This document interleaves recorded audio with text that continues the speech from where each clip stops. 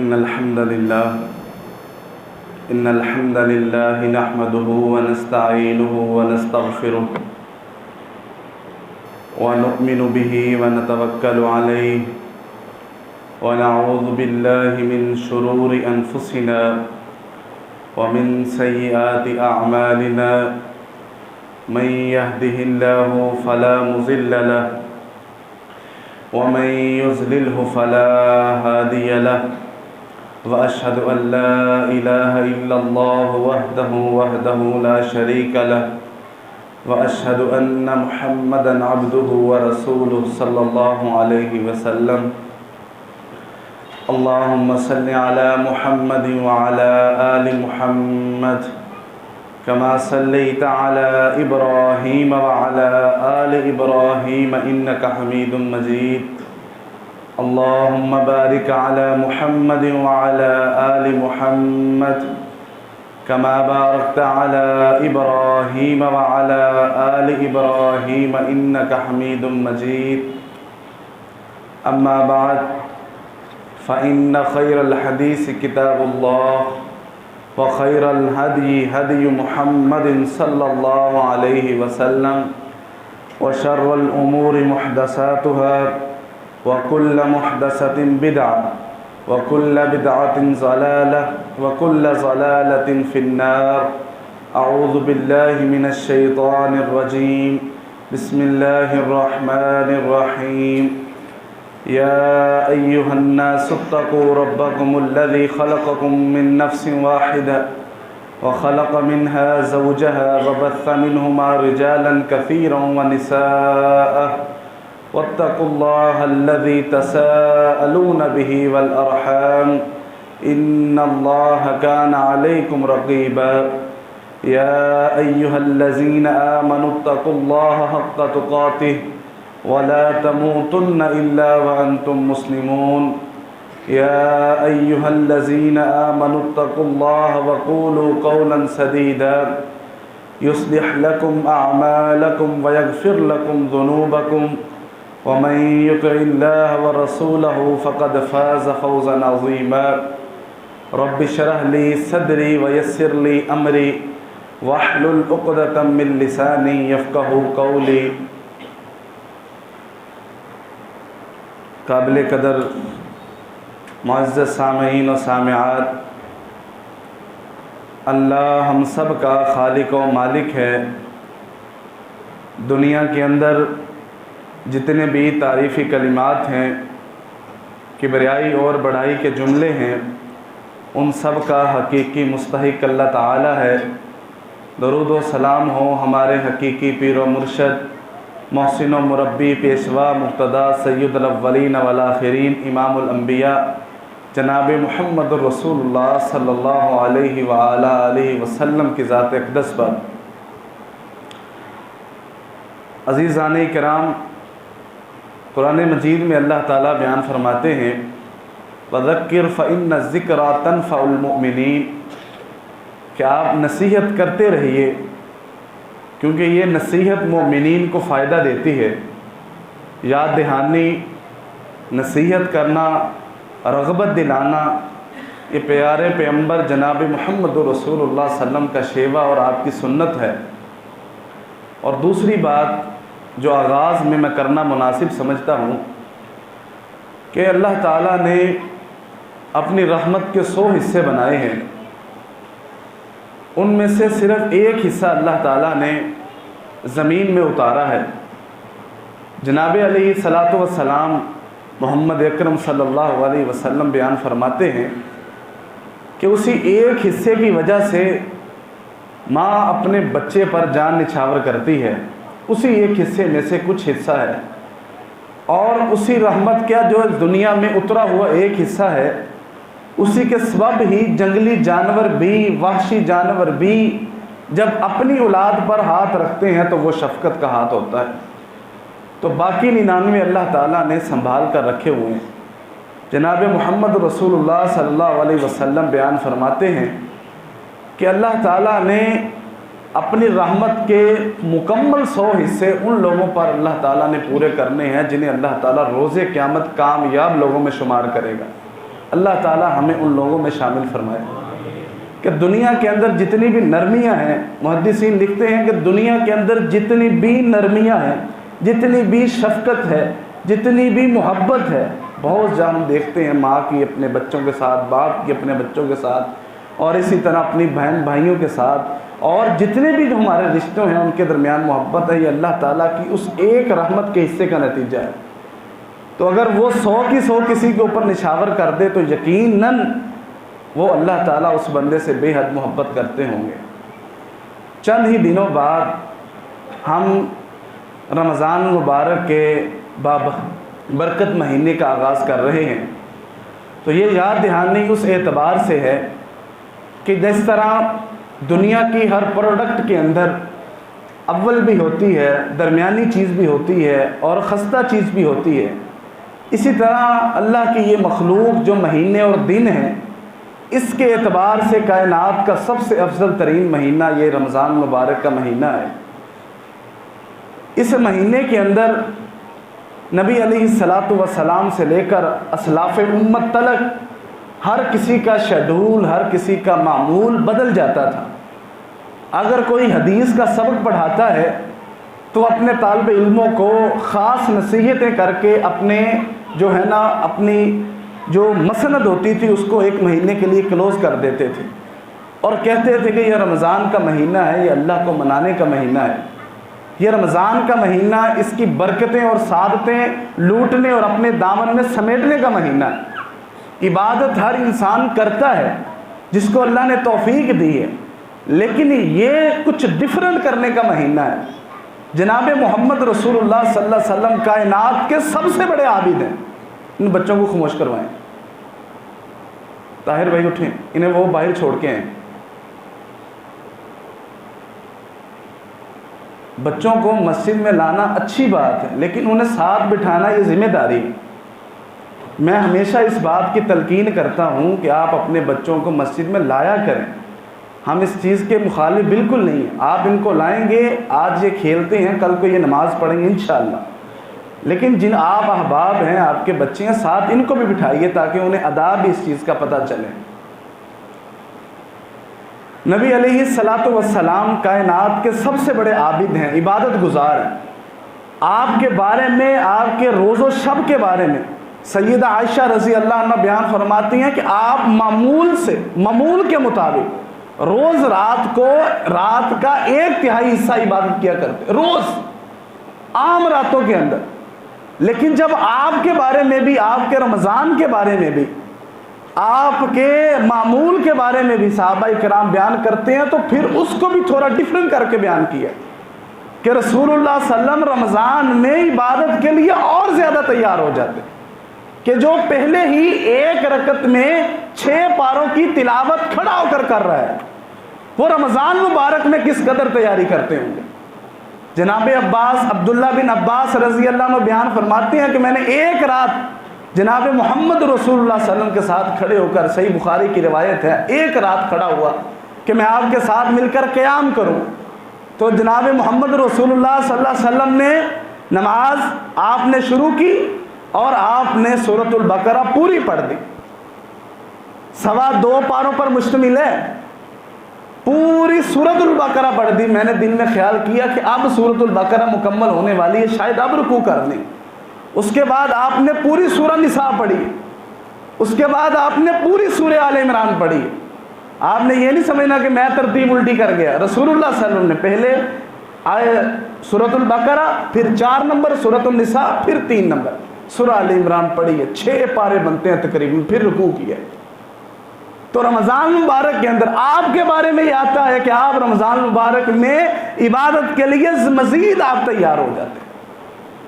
نبی علیہ السلام فرماتے ہیں کہ ایک مہینہ آنے والا ہے، رمضان سے قبل آپ نے لوگوں کو واعظ کیا کہ جس کے اندر اللہ تعالیٰ اپنی رحمتوں کے در کھول دیں گے اور اللہ تعالیٰ سرکش شیاطین کو سلاسل میں بند کر دیں گے، اور اللہ تعالیٰ ایک ندا لگاتے ہیں، یا باغی الخیر اقبل، اے جنت کو پانے والے، نیکیاں حاصل کرنے والے آگے بڑھ۔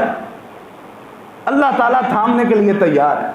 یا باغی الشر اقصر، اے برائی کے طلبگار ابھی رک جا، جس کا تو الزام ٹھہراتا ہے جس کو کہ مجھے شیطان نے یہ کام کروا دیا، شیطان نے یہ کام کروا دیا، تو رمضان میں گناہ کیوں ہوتے ہیں؟ ہر بار یہ ہمیں اللہ تعالیٰ یہ سمجھانا چاہتے ہیں، ایک مہینہ شیطان کو بند کر کے کہ ہر گناہ کے پیچھے شیطان نہیں ہوتا، ہمارا نفس یہ جو ہے نا وہ ہم اس کی جو ہے نا وہ غلامی اور پیروی کے اندر اتنا آگے چلے جاتے ہیں۔ رمضان کے اندر روزے رکھنا ہر بالغ کے اوپر فرض ہے، ہر بالغ مرد ہو یا عورت ہو۔ عورتوں کے لیے مخصوص حالات کے اندر یہ رخصت ہوتی ہے، جب ان کو ایام حیض ہوں یا ایام نفاس ہوں، جب بچے کی پیدائش ہوتی ہے، اگر وہ رمضان کے دوران آئیں تو وہ روزے آپ رخصت ہے، اور اس کے بعد جب آپ اس کے بعد رمضان کے بعد اس کی قضائی دے سکتے ہیں۔ اس کے علاوہ جو لوگ بیمار ہیں، رمضان سے پہلے بھی بیمار تھے اور رمضان کے بعد بھی ایسا کوئی مسئلہ نہیں کہ وہ ایک دم صحیح ہو جائیں گے، ان کے لیے اللہ تعالیٰ نے رخصت دی ہوئی ہے کہ وہ فدیہ دے دیں، جیسا وہ کھاتے ہیں، جیسا جس لیول کا وہ کھاتے ہیں اس لیول کی 30 دن کا کھانا کسی مسکین کو دے دیں۔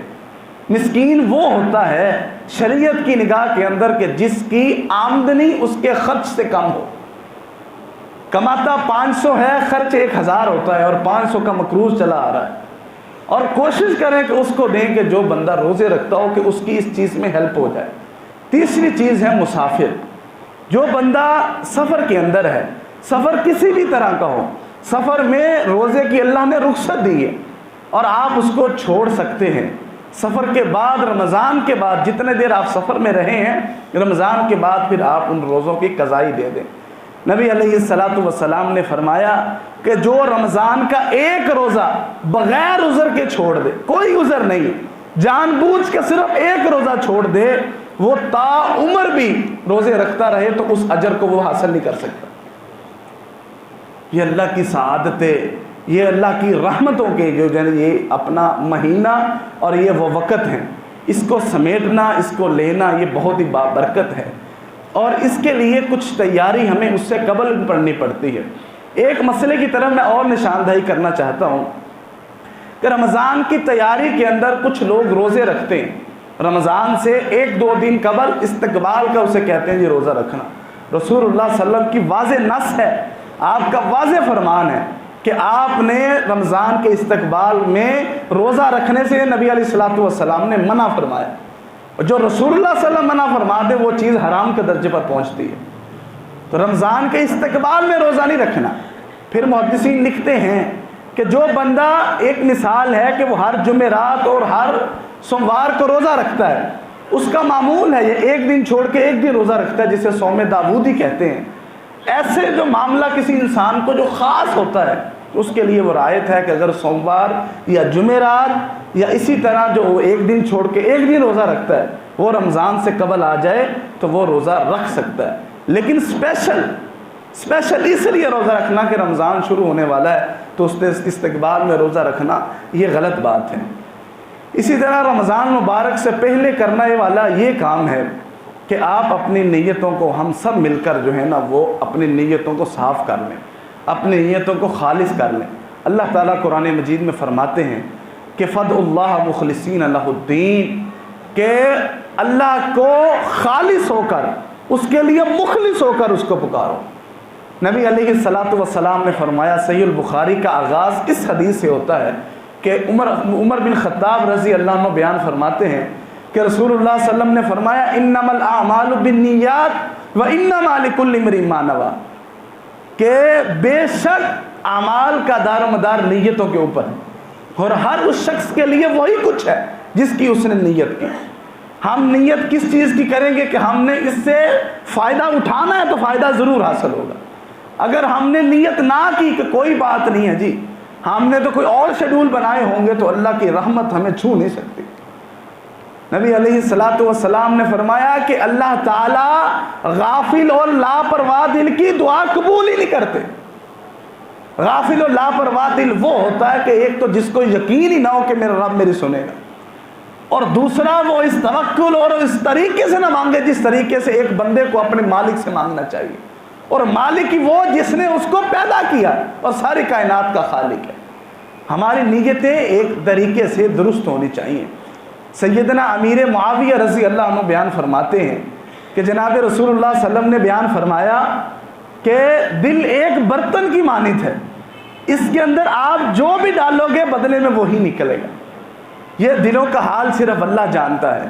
اس دل کو صاف کرنا، اپنی نیتوں کو صاف کرنا، یہ نیت دل کے ارادے کا نام ہے، نہ کہ کوئی منہ سے الفاظ بولنا ہے کہ میں یہ کرنے والا ہوں، میں یہ کرنے والا ہوں۔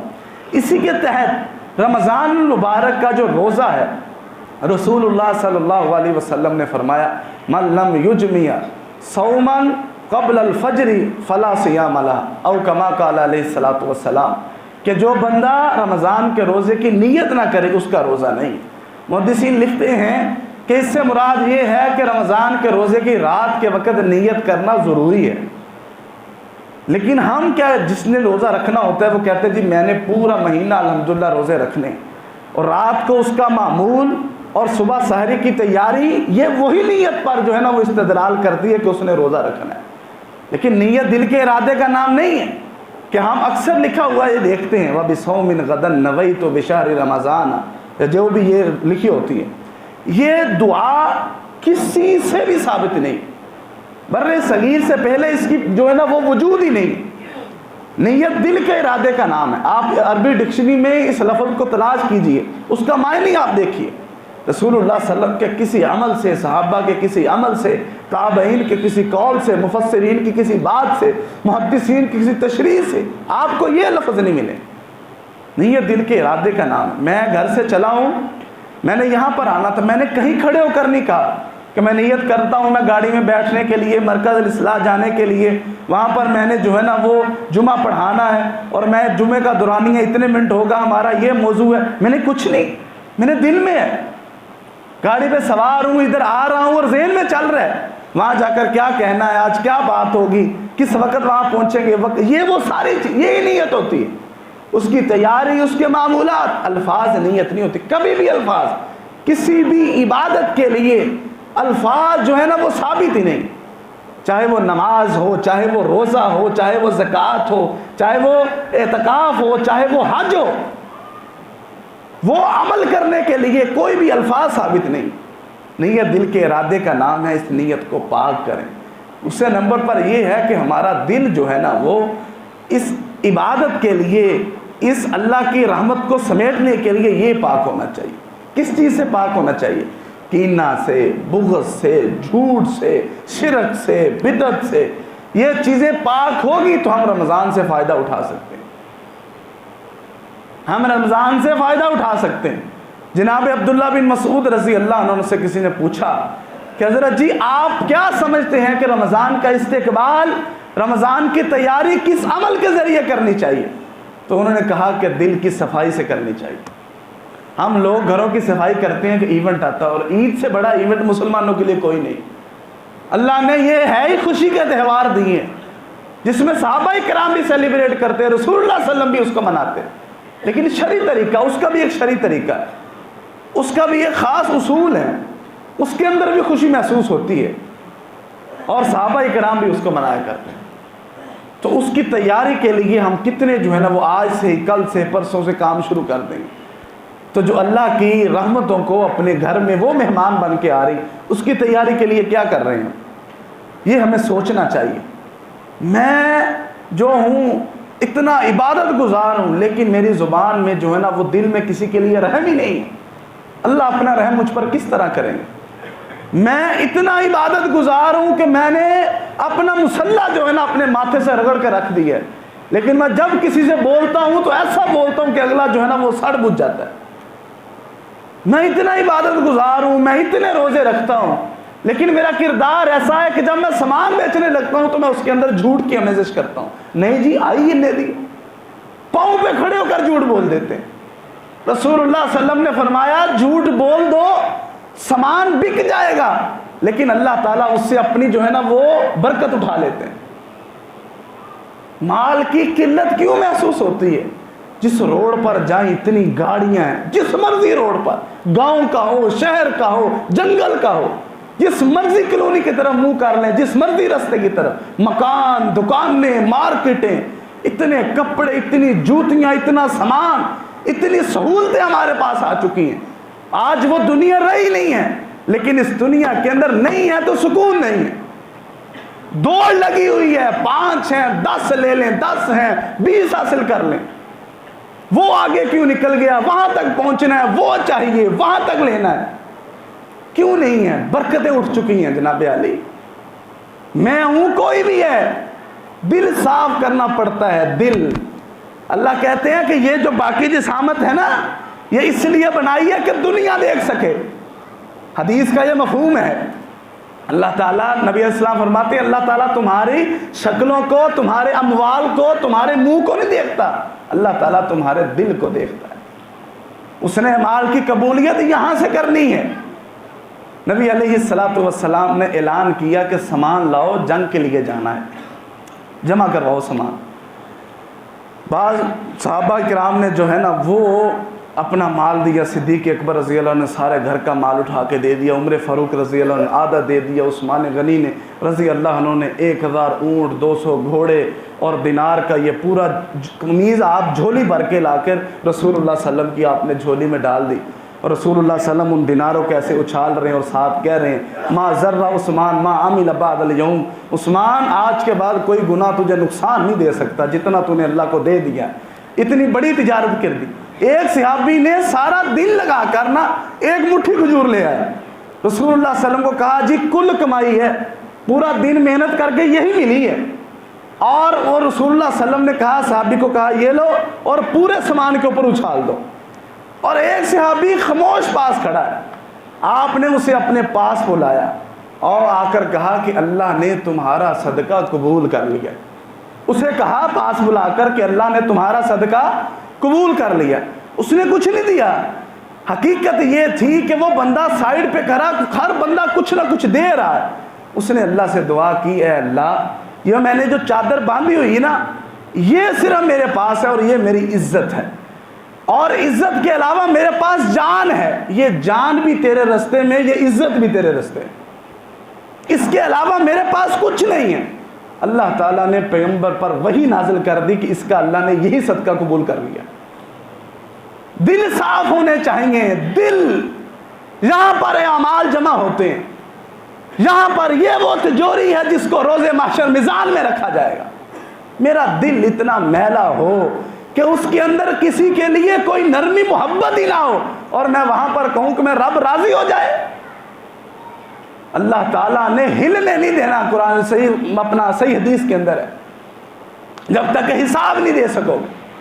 یہ اللہ کی رحمت کی برسانے کا یہ مہینہ ہے، اس میں یہ میلہ لوٹ لینے کا مہینہ ہے۔ ایک سب سے بڑے دنیا کے برانڈ نے سیل لگا دی ہے کہ اللہ کہہ رہا ہے میں بخشش بانٹ رہا ہوں، ہر روز جہنم سے آزاد کر رہا ہوں۔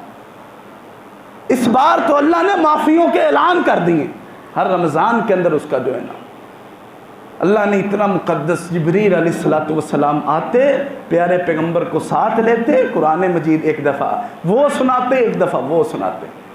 کتنے بابرکت معاملات ہوں گے کہ صحابہ اکرام رمضان کے اندر اتنا اللہ کے سامنے روتے کہ آپ ایک صحابی کہ اتنا روتے ان کے بارے میں آتا ہے کہ وہ مغرب کے بعد اللہ سے معافی مانگنے سجدے میں، اور عشاء کی نماز کے وقت مؤذن نے اسے ہاتھ ہلایا، عشاء کی اذان ہونے والی اٹھ جائیں۔ جب اللہ کے سامنے انسان اپنے آپ کو پیش کرتا ہے، بھی ہر گناہ، ہر معاملات، یہ سب کچھ کھول کے رکھ دیتا ہے۔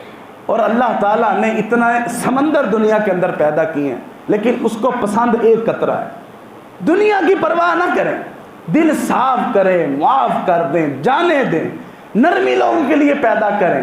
آپ اللہ تعالیٰ قرآن نبی علیہ السلام فرماتے ہیں یسر ولا تعسر، نرمی پیدا کرو، اللہ تعالیٰ تمہارے لیے نرمی پیدا کریں گے۔ رسول اللہ صلی اللہ علیہ وسلم نے فرمایا جو اپنے مسلمان بھائی کا دنیا میں ایک ایپ پر پردہ پال دیتا، ایک ایپ پر اچھالتا نہیں ہے، اسے پتہ چل گیا، ایک ایپ پر پردہ ڈال دیتا ہے، اللہ تعالیٰ روز قیامت اس کے جرموں پر پردہ ڈال دیں گے۔ تو یہ تیاری کا وقت ہے کہ میں اپنے دل کو صاف کر لوں۔ اے اللہ میں نے اس دل کو صاف کر دیا ہے، میں نے اس دل کو صاف کر دیا ہے، تو میرے اعمال کو صاف کر دے، مجھے معاف کر دے، میں تیری عدالت کے سامنے اپنے دل کے یہ مضبوطی اس کے اندر لے کے آیا۔ اس کی صفائی کریں اگر رمضان مبارک کی سعادتوں کو جو آپ نے بٹورنا ہے۔ رسول اللہ صلی اللہ علیہ وسلم نے، ایک بندہ مسجد میں داخل ہونے لگا، عام صحابی ہے، آپ سیر اعلام النبلا اٹھائیں گے تو آپ کو اس کا نام ملے گا، یا جو حدیثیں پڑھاتے ہیں، جو پڑھتے ہیں، جو ذوق رکھتے ہیں، وہ حدیث میں اس کا نام پڑھ سکیں گے۔ مشہور نہیں ہے، مشہور نہیں ہے، وہ خلیفہ نہیں بنے، کوئی گورنر نہیں بنے، بالکل ایک عام صحابی ہے۔ مسجد میں داخل ہوئے، رسول اللہ صلی اللہ علیہ وسلم نے فرمایا اس کے داخل ہونے سے پہلے کہ اب جو مسجد میں داخل ہوگا وہ جنتی ہے۔ ایک بندہ داخل ہو گیا، رسول اللہ صلی اللہ علیہ وسلم بشارتیں دیتے تھے اللہ کے بہاف پر، وما ينطق عن الهوى ان هو الا وحی یوحی، میرا پیغمبر وہ بات ہی نہیں کرتا تھا کہ جو اللہ کی طرف سے نہ ہو۔ دوسرا دن ہوا، رسول اللہ صلی اللہ علیہ وسلم بیٹھے ہیں، صحابہ اکرام کہتے ہیں کہ آپ علیہ السلام نے فرمایا اب جو بندہ مسجد میں داخل ہوگا وہ جنتی، وہی بندہ داخل ہوا۔ تیسرے دن آپ نے پھر یہی کہا مجلس کے دوران کہ اب جو مسجد میں داخل ہوگا بندہ وہ جنتی۔ سعد بن ابی وقاص رضی اللہ عنہ نے کہا کہ اب بھی وہی بندہ ہے۔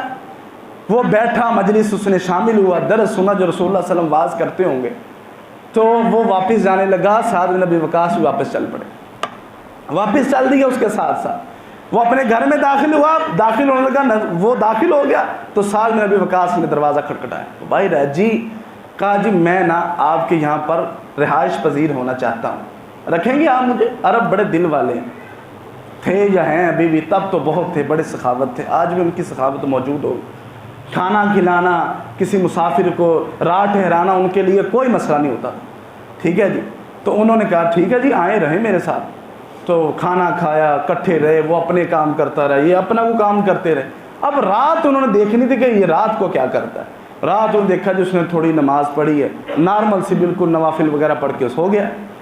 سعد بن ابی وقاص بڑے حیران ہوئے، دوسری دفعہ دیکھا، تیسرے دن، 3 دن انہوں نے بھی آزمایا، کچھ بھی نہیں تھا۔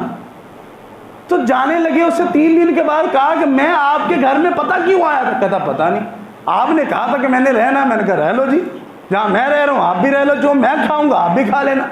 کہا 3 دن، ایک دفعہ نہیں، 3 دفعہ رسول اللہ صلی اللہ علیہ وسلم نے تمہیں بشارت دی ہے جنت کی ہمارے سامنے۔ اتنے بڑے بڑے صحابہ وہاں موجود ہوتے تھے، کیا عمل کرتے ہو؟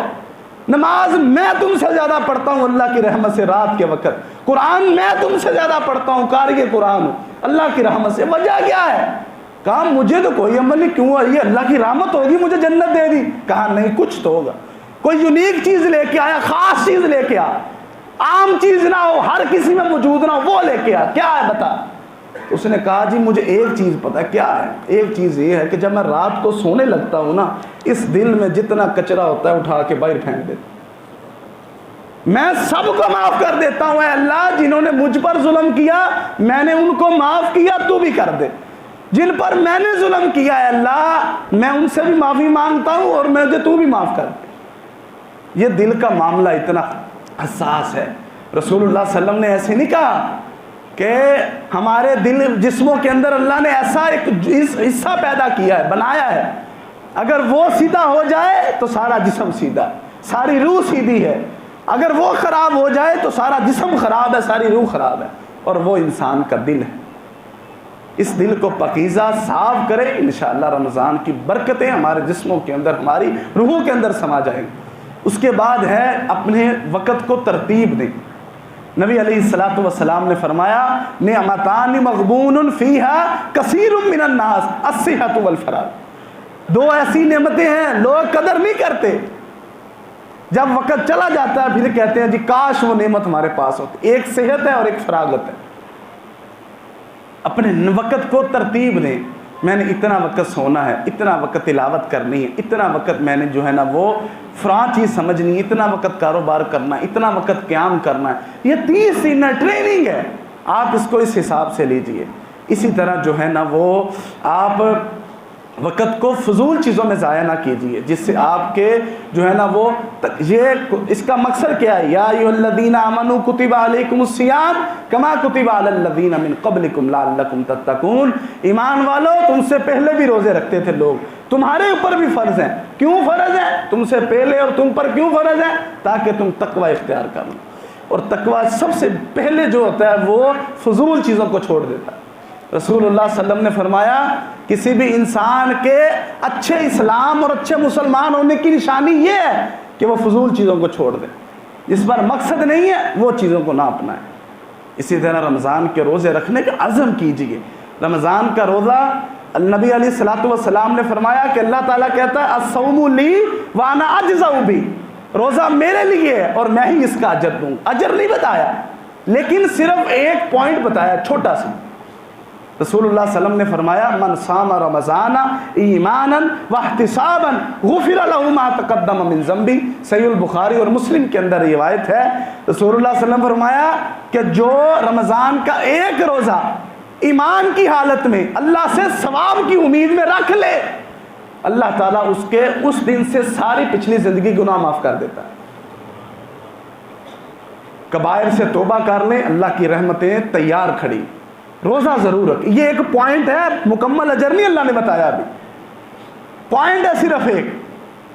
اور جو روزہ نہیں رکھتا اس کی سزا کا اندازہ اس حدیث سے لگانا ہے۔ یہ صحیح ابن خزیمہ کی روایت ہے، ابو امامہ البہلی یہ صحابی ہیں، روایت کرتے ہیں، وہ فرماتے ہیں کہ رسول اللہ صلی اللہ علیہ وسلم نے فرمایا کہ میں سویا ہوا تھا، دو آدمی آئے، مجھے اٹھایا اور اٹھا کر ایک پہاڑی کے قریب لے گئے، کہا اس کے اوپر چڑھو، کہا میں کیسے چڑھوں اکیلا، کہا ہم آپ کا ساتھ دیتے ہیں چڑھو، مجھے پہاڑی کے اوپر لے گئے اور پہاڑی پر جا کر مجھے آوازیں سنائی دی، خوفناک دردناک آواز۔ میں نے پوچھا یہ کن کی آوازیں؟ کہا یہ جہنمیوں کو عذاب ہو رہا ہے۔ یہ آپ کے خواب کا تذکرہ ہے، اور خواب میں نے آپ کو پچھلے جمعے بتایا تھا کہ وہ نبوت کا حصہ ہوتا ہے، وہ بھی وہی ہوتی ہے اور صحیح ہوتے ہیں خواب۔ پھر آگے میں تھوڑا سا مجھے لے کے گئے، وہاں پر لوگوں کو الٹا لٹکایا ہوا تھا، کچھ لوگوں کو، پورا قبیلہ تھا، قبیلے کے الفاظ ہیں حدیث میں، پورا قبیلہ تھا ایک، ان کو الٹا لٹکایا ہوا تھا اور ان کی یہ بانچھیں کھولی ہوئی تھیں اور اس میں سے لہو اور پیپ رس رہا تھا، باہر نکل رہا تھا، نیچے گر رہا تھا۔ میں نے پوچھا یہ کون بدبخت ہیں؟ کہا کہ یہ وہ لوگ ہیں جو رمضان المبارک میں افطاری سے کچھ دیر قبل روزہ افطار کر لیا کرتے تھے۔ محدثین نے لکھا ہے کہ ایک روزے دار کے سامنے کھانا، اور یہ وہی ہے نا کہ رمضان کی افطاری کا وقت نہیں ہے، اس سے پہلے کھانا پینا شروع کر دیا، جان بوجھ کر روزہ توڑ دیا، تو یہ اس کا گناہ، یہ اس کی جو ہے نا سزا، جو رکھتا ہی نہیں ہوگا اس کی کیا سزا ہوگی؟ جو رکھتا ہی نہیں ہوگا اس کی کیا سزا ہوگی؟ اللہ نے اگر سزا جزا نہیں بتائی تو اللہ تعالیٰ نے سزا بھی کریکٹ نہیں بتائی۔ نیت کیجئے، یہ نہیں ہو میرے بھی اچھے دردوں بھی، باقی ہر کام کے لیے تیار ہے، روزہ نہیں رکھیں گے۔ آپ کسی ایک صحابی کو اٹھا کے دیکھیے، چیلنج ہے، میں کہتا ہوں ہم میں سے کوئی بھی اتنی مشقت والا کام نہیں کرتا ہو جتنی انہوں نے صحراؤں کے اندر مشقتیں کی۔ دکھائیں کوئی روزہ نہیں رکھتا ہوگا، مزدوری کرنے کے باوجود روزہ نہیں رکھتا ہوگا، ایک دکھائیں کوئی۔ فَإِنْ آمَنُوا بِمِثْلِ مَا آمَنْتُمْ بِهِ فَقَدِ اهْتَدَوْا، اللہ نے ایسے نہیں کہہ دیا اگر اللہ کی لسٹ میں ایمان والا بننا ہے تو صحابہ جیسا ایمان لے کے آؤ۔ تو اس چیز کے لیے تیار رہیے، روزہ لازمی رکھنا ہے، دل کو صاف کرنا ہے، توبۃ النصوحہ کرنی ہے۔ جب اعمال سے توبہ نہیں کریں گے، جتنے بھی کبائر ہیں توبہ کر لیجیے۔ 3 باتیں صرف اللہ سے کہنی ہے، 3۔ اچھا وضو کرنا ہے، مصلی لینا ہے، اس کے اوپر 2 رکعتیں پڑھنی، اس کے بعد صرف اللہ کو 3 جملے کہنے، اللہ تعالیٰ نے معاف کر دیں۔ یہ دل کو صاف کر لے اور اللہ سے کہیں اے اللہ میں تیرا گناہ گار بندہ ہوں، میں مانتا ہوں کہ میں نے گناہ کیا ہے، پہلا جملہ، میں مانتا ہوں میں نے گناہ کیا ہے، تو نے روکا تھا میں نے گناہ کیا۔ دوسرا یہ ہے کہ اے اللہ میں اس گناہ پر شرمندہ ہوں کہ تو میرا مالک تھا، مجھے دیکھ رہا تھا، میں نے پھر بھی گناہ کی، مجھے شرم آ رہی۔ اللہ تعالیٰ شرم کو کیسے دیکھیں گے؟ شرم اللہ تعالیٰ کیسے اندازہ لگائیں گے؟ اللہ تعالیٰ اس لیے اندازہ لگائے کہ اس دل سے شرم آ رہی کہ نہیں، یہاں سے اللہ تعالیٰ دیکھیں گے، لفظوں کو نہیں دیکھیں۔ تیسرا یہ ہے کہ اے اللہ میں وعدہ کرتا ہوں کہ آج کے بعد میں یہ کام نہیں کروں گا، اللہ تعالیٰ معاف کر دیں گے۔ جناب محمد رسول اللہ صلی اللہ علیہ وسلم نے کہا میری بات نہیں، نہ میں کوئی ایڈوائس دے رہا ہوں، میں صرف آپ کو نقل کر رہا ہوں، بتا رہا ہوں، ڈیلیور کر رہا ہوں کہ آپ یہ 3 جملے اللہ کے سامنے بول دیں صدق کے دل کے ساتھ، اللہ معاف کر دیں۔ اللہ سے معافی مانگ لے، رمضان میں داخل ہوں، رحمتیں سمیٹیں، جنتیں سمیٹیں۔ رسول اللہ صلی اللہ علیہ وسلم منبر پر کھڑے ہوئے، آپ نے کیا کہا؟ آپ نے کہا آمین آمین آمین۔ ان میں سے ایک بات کیا تھی کہ اے اللہ کے نبی، رمضان جس کی زندگی میں آ جائے اور وہ محنت کر کے اپنے رب کو منا نہ سکے، اس بندے پر اللہ کی لعنت ہے، فرشتوں کی لعنت ہے، آپ کی، محمد صلی اللہ علیہ وسلم کی بھی لعنت ہے۔ اور دونوں نے کہا آمین۔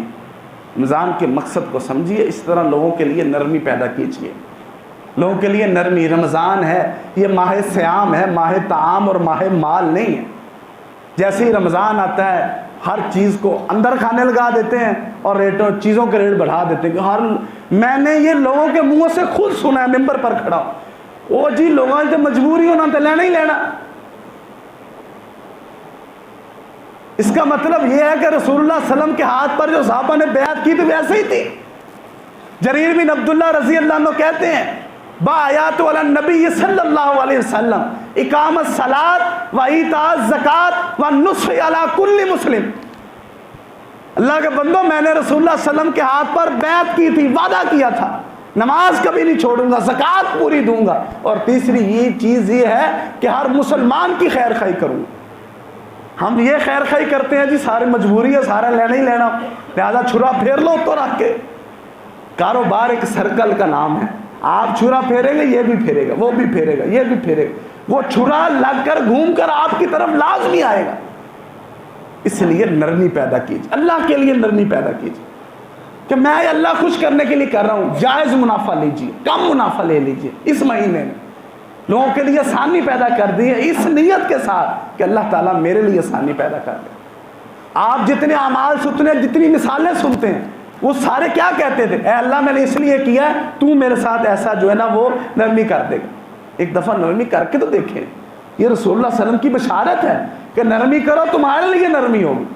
تو یہ لوگوں کے لیے جو لوگ آپ سمجھتے ہیں کہ مستحق ہیں اور آپ پاورفل ہیں، اللہ نے آپ کو اوپر کیا ہے، ان لوگوں کے روزے بھی ان کو سامان چھپکے سے، یہ نہیں ہے کہ آج سامان میں دے رہے ہیں دیکھو جی فیس بک واسطے سیلفی تیار ہوگی۔ یہ انتہائی کمی حرکت ہے کہ کسی کی عزت نفس کو اچھالا جائے۔ عزت نفس جس سے مجروح ہو، دھوپ بہتر ہے ایسی چھاؤں سے۔ اگر آپ کسی کی عزت نفس نہیں رکھ سکتے، آپ کو کوئی حق نہیں ہے کہ آپ اس پر صدقہ کریں، چھپا کر دیجئے۔ اللہ نے جس عمل کی وجہ سے عرش کا سایہ دینا ہے وہ یہ بھی ہے، وَتَصَدَّقَ بِصَدْقَةٍ، اس طرح صدقہ کرتا تھا کہ دائیں ہاتھ کرتا تھا، بائیں کو بھی پتہ نہیں چلتا تھا کہ اس نے کیا دے دیا۔ چھپا کر دیجئے، ضرورت مندوں کو، ہمیں پتہ ہوتا ہے ضرورت مندوں کو کیا، کون ضرورت مند ہے، قریب قریب ڈھونڈیے، دوسرے ملکوں دوسرے شہروں کی فکر نہ کریں، ہر شہر میں اللہ کے بندے موجود ہیں۔ آپ اپنے محلے میں، اپنے رشتہ داروں میں دیکھیے، بانٹیے رمضان کی خوشیاں اس طریقے کے ساتھ کہ وہ بھی رمضان سے مستفید ہوں، وہ بھی رمضان سے فائدہ اٹھا سکیں۔ توبہ کریں، دل صاف کریں، نیت اچھی کریں، اور آپس میں نرمی کریں، لوگوں پر خرچ کریں، لوگوں پر صدقہ کریں، اور اللہ تعالیٰ سے معافی کی امید رکھیں۔